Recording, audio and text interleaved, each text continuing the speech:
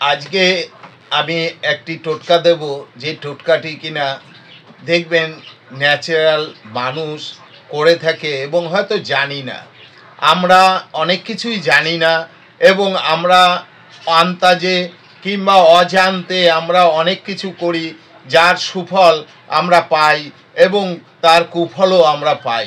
তাই জেনে বুঝে মানুষ কখনো তার নিজের খারাপটা ডেকে আনে না, এবং আবার জেনে বুঝে মানুষ অনেক কিছু করতে চায় না। তা বলবো, আপনার ঘরে যদি খুব শত্রু বেড়ে থাকে, আপনার ঘরে যদি খুব শত্রু বেড়ে থাকে, তাহলে আপনি কি করবেন?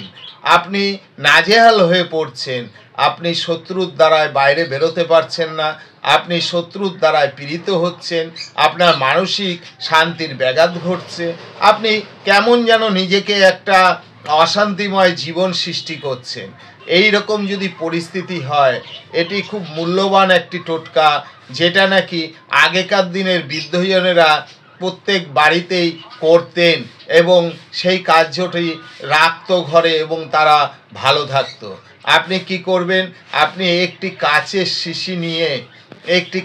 শিশি নিয়ে আপনি তার মধ্যে 3টে সুই রেখে দেন, তার মধ্যে একটু নারকেল তেল দেন, দিয়ে আপনার উত্তর কোণে ওই বোতলটিকে এমনি রেখে দিন।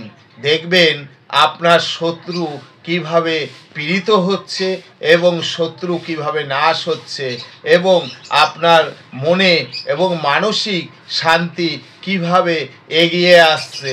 তাই বিশ্বাস করে করুন, যারা আজকে দেখছেন তারা অবশ্যই সাবস্ক্রাইব করবেন, আর যারা রোজ দেখেন একটু শেয়ার করবেন, কমেন্ট বক্সে কমেন্ট করবেন। মা কামাখ্যার কৃপায় মঙ্গল হোক আপনাদের জীবন।